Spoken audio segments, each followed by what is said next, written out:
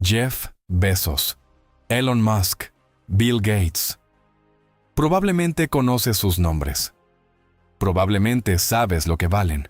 Son los hombres más ricos del mundo actual, casi.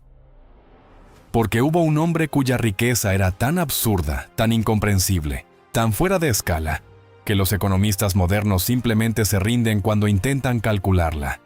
No era europeo, no inventó nada, no fundó ninguna empresa tecnológica, gobernaba un imperio en África en el siglo XIV, y cuando salió de viaje, arruinó accidentalmente la economía de un país entero. Un país que tardó 12 años en recuperarse.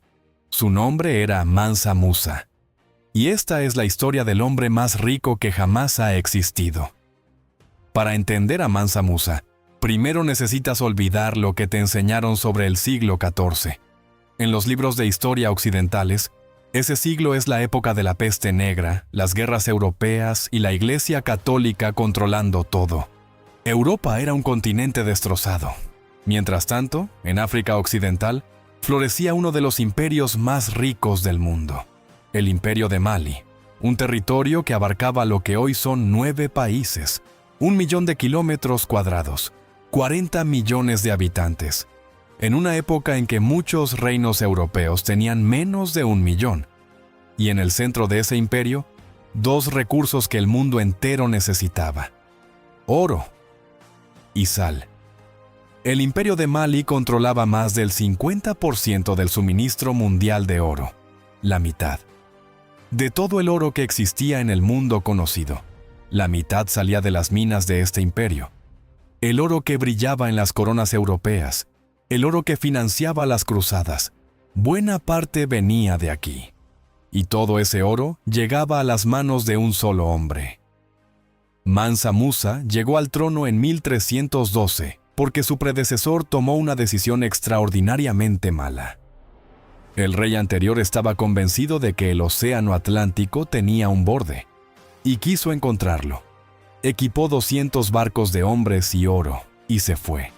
No volvió jamás. Mansa Musa heredó el trono, y con él la fortuna más grande de la historia, estimada en valores actuales, $400 mil millones.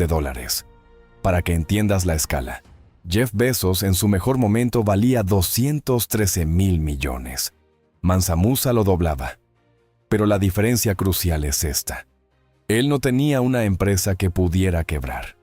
Tenía las minas, tenía la tierra, y la tierra no quiebra. Los historiadores lo describen con una frase sencilla y devastadora. Su riqueza era incalculable. En 1324, Mansa Musa decidió hacer la peregrinación a la Meca, el Hajj, un acto de fe que todo musulmán devoto debe realizar. Para cualquier persona normal es un viaje espiritual, humilde. Para Mansa Musa fue algo ligeramente diferente. Salió de Mali con un séquito de 60.000 personas. 12.000 de ellos eran sirvientes personales. Cada uno llevaba 4 libras de oro puro. Solo en sirvientes ya viajaban casi 20 toneladas de oro. Delante de Mansa Musa caminaban 500 esclavos, cada uno portando un bastón de oro macizo de más de 2 kilos. Mansa Musa era profundamente religioso, y en el Islam, dar limosna, la zakat, es uno de los pilares de la fe. Mansa Musa se lo tomaba muy en serio, demasiado en serio.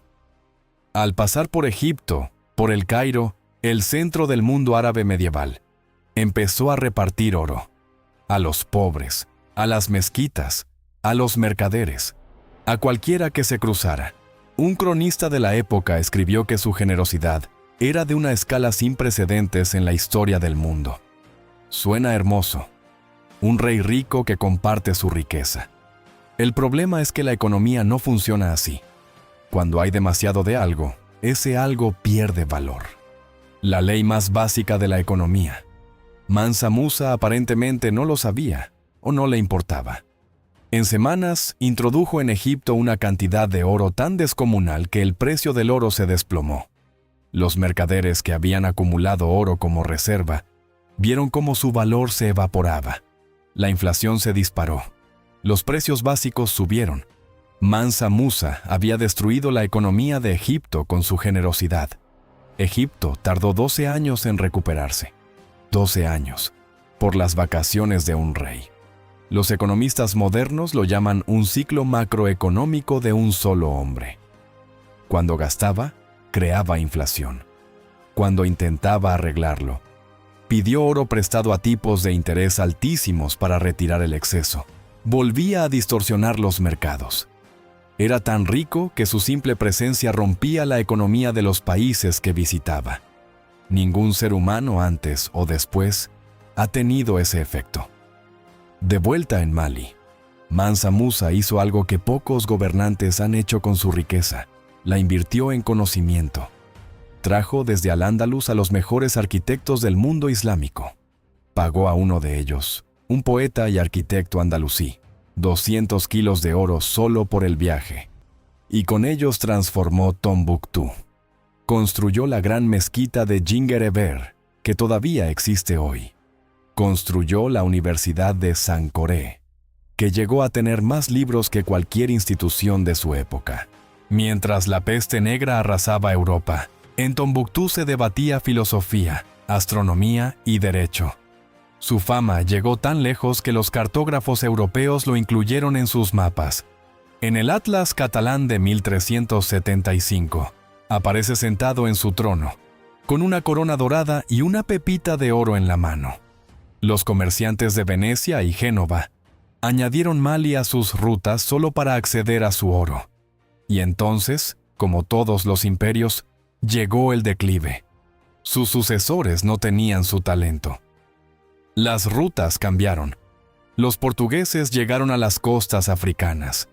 El colonialismo enterró su memoria bajo siglos de olvido deliberado.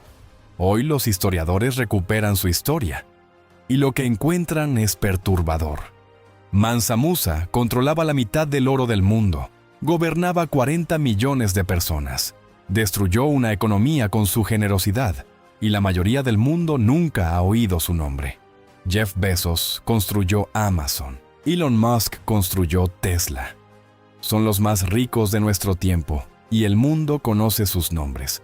Mansa Musa era dueño de la mitad del oro del planeta, y lo regalaba por el camino. Hay diferentes formas de ser rico, y hay diferentes formas de ser olvidado.